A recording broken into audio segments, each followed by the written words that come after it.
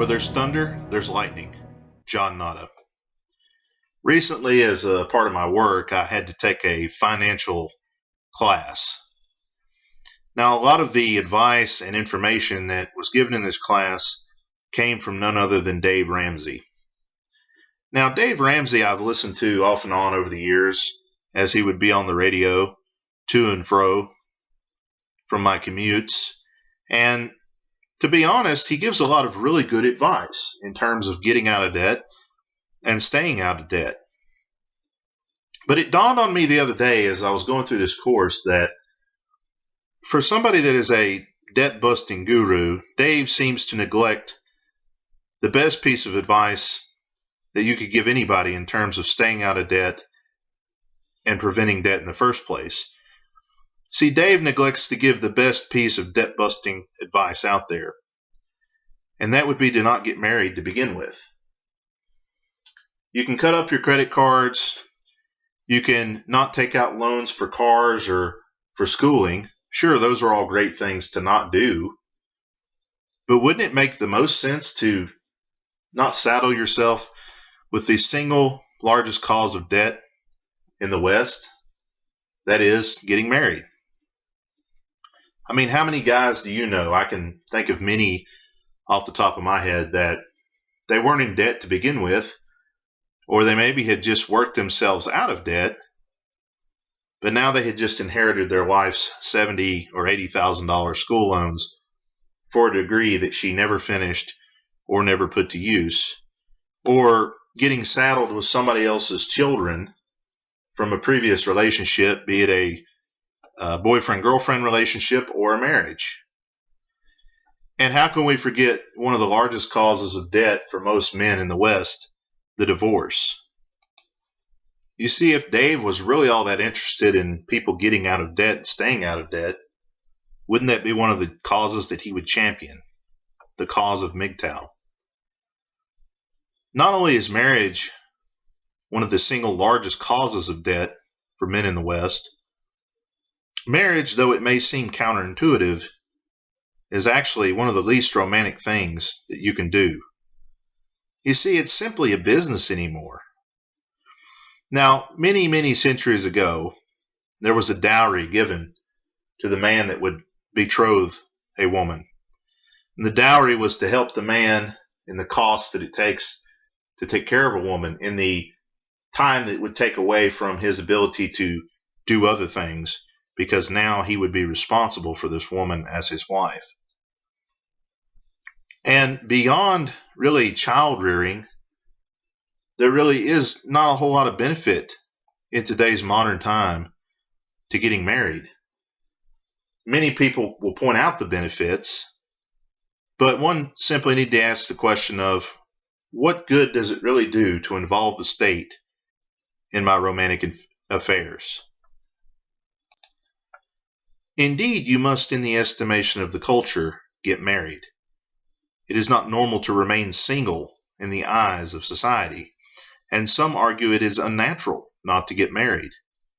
Indeed, they call such men man-child. This is why many are against men having love dolls. To them, if you are not fulfilling your disposable imperative, you have lost the game. To them, the male praying mantis who gets his head bitten off is the victor. Everyone has their take on what a real man is these days. I've noticed in recent years, if you don't have a thick beard and a bunch of oils and beard cosmetics on your bathroom sink, to some advertisers and companies, you're not a real man. You can't even watch a YouTube video without the ad before chastising you for not being a real man. A couple months ago, or maybe even a year or two ago, there was a ad for Chad Prather for the Blaze TV network. And basically, to sum up what they were saying, a man shows deference to women. The whole ideology of the video is, as the Kurgan said, "Forgive me, Father, I am but a worm." The real problem with the family these days is not a lack of real men, but rather that there are plenty of breeders, but few parents. The issue is not deadbeat fathers. The issue is not that men are unwilling to step up to the plate. and be dad. The issue is that society will not allow them to do so. They hinder them at every turn through the family courts and the further empowerment of one gender over the other. There is too much you and yours culture, which has resulted in a loss of brotherhood. There's the better by comparison attitude. Instead of true self-actualization, and instead of working on yourself to reach your full potential, one simply need to look at another and say, I'm not as bad as they are. Indeed, the culture is bizarre. Women want to be sex workers and they want to be respected for that, but simultaneously they don't want to be sexualized.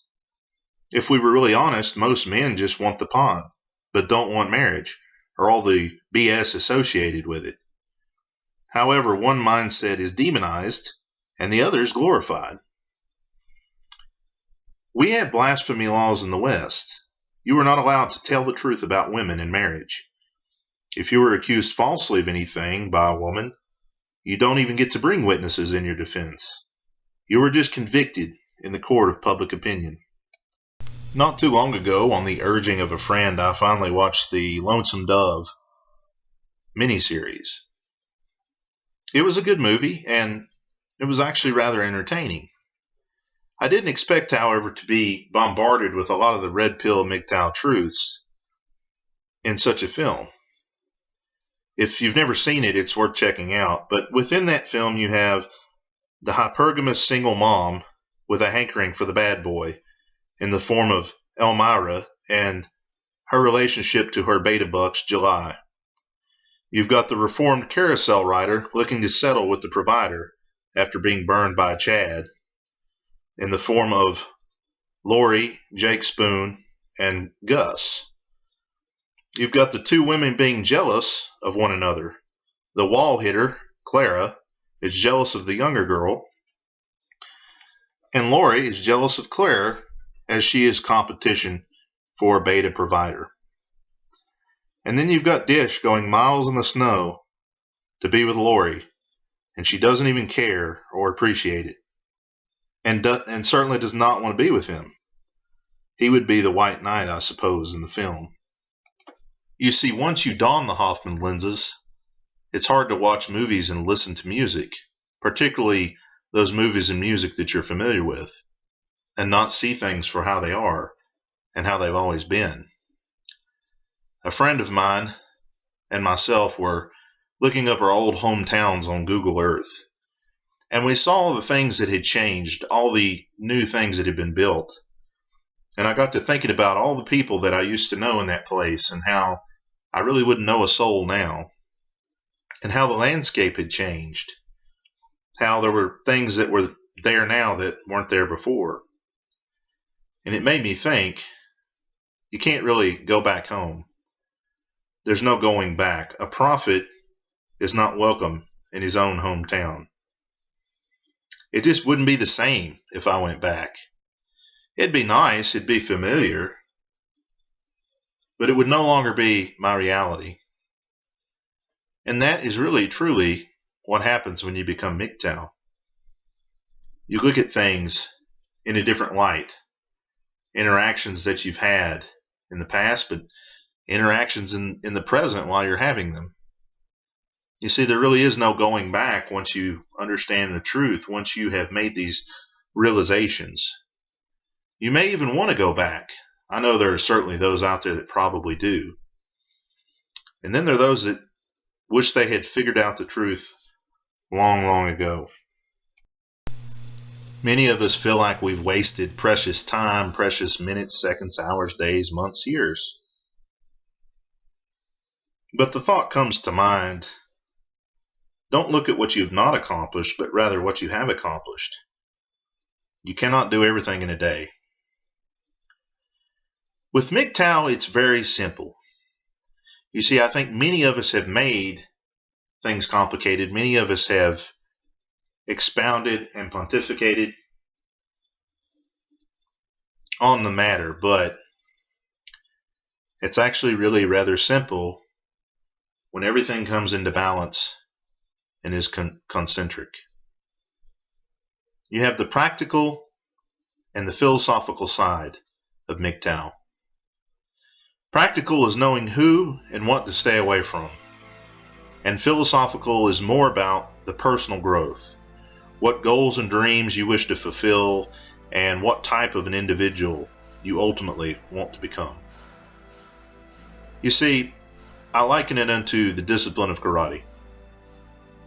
Karate, of course, can be a means of promoting your ability to defend yourself. That would be the practical application. But there's a philosophical aspect to karate, the philosophical aspect of discipline and in many of life's facets. Not simply the ability to block a punch or to throw a punch, but the discipline needed to make good grades in school, the discipline needed to master a musical instrument. Because that's what a lot of karate and martial arts is self-mastery and self-discipline. And really, when you get down to it, that's a lot of what MGTOW is.